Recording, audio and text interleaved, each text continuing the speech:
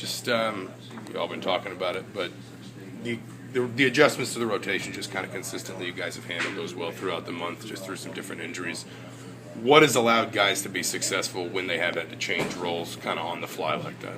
Well, I mean, I think it starts in the preparation of what they're doing every day. But I'm not one like that puts a lot of stock in people's pregame routines and knowing 24 hours that you have to advance, or I'm just not an excuse maker, on that type of stuff. So I kind of make that clear with these guys that regardless of the role, regardless of whether you're a starter, regardless of whether you find out 5 minutes before or whatever, I haven't found yet that the mound or the distance changes from 60 feet to 6 inches. So these guys have done a really good job of preparing, and there's no big difference to me. You still got to go out and throw strikes, change speeds and pitches in the zone, and we've got some guys that have done that, and really it's the guys that are now doing it that may look a little bit different. It's just they've not had a lot of opportunity because the Kyle Harts and the Halsteads and those guys have been pretty consistent. So these guys have always been pretty good. They just haven't had a lot of chance and opportunity to do it. So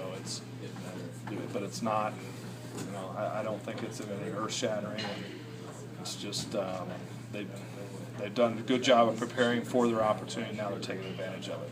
I guess what has been key in that preparation, especially for a guy maybe like Brian Cordy, who's been situational for a long time. Now all of a sudden he's stepping into a starter. Yeah, but the situational stuff is more that happens during the game. What people aren't seeing as the practices, they're still throwing their bullpens. We still do simulated games, all those things. So he was ready. The only thing you worry about a little bit is the endurance factor.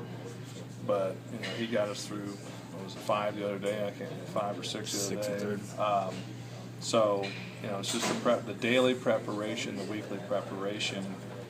But I think there's oftentimes, though, and I'm flying on a tangent here, but I hear guys, complain about, well, I don't know, or I haven't prepared for that. Well, you're prepared to throw strikes and get on the mound, and so I think we've done a good job philosophically of just eliminating that whole excuse. Coach Higland, and just, hey, get your chance to compete, go compete and see what happens, and that's what they're doing. From an endurance standpoint, do you prepare guys in the fall just in case they end up being a starter? Do you do things so that they can extend if need be? No, you try to lay out what you think the roles are going to be, but then the roles will be dictated on. Get some shorter. The roles will be dictated on really what they do in competition, because our thing we always say is we're going to promise you an opportunity. What you do with that opportunity is up to you. And clearly, if you're pounding the strike zone, you're throwing strikes, you're being aggressive, that's going to lead to more opportunity, which is a goal of a kid coming in. You want to be a weekend starter. The next one would be, if you're not that, you want to be a guy who contributes on the weekend. If you're not that, you want to be a midweek starter. So it's nice to see that healthy competition that's built, but it's probably too early in the fall really to know who's going to be what, to start preparing for that, because you have to plan for the unexpected, which are injuries. But I think we've done a good job. And I don't want to say the credit's been it's not necessarily the coaches. We've got good kids who just haven't pitched. If you remember back to our earlier interviews at the beginning of the season, I said there's going to be some guys who are going to throw well this year that people are going to be like, who's that? Like the Belcher. And so, I think the system is working.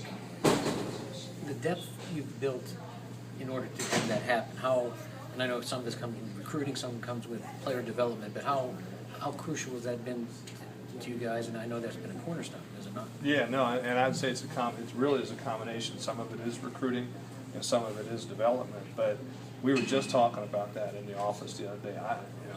You don't want to patch it, particularly publicly, but it was one of those where we're like, I don't know how many programs could overcome, in effect, losing certainly 2 pitchers out of your top 5, and the way Will's struggling right now, which we hope that we're going to get him back on track.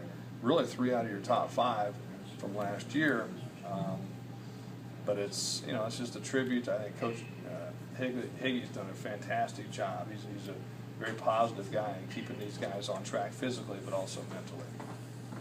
I think it's something like 13 year last 14.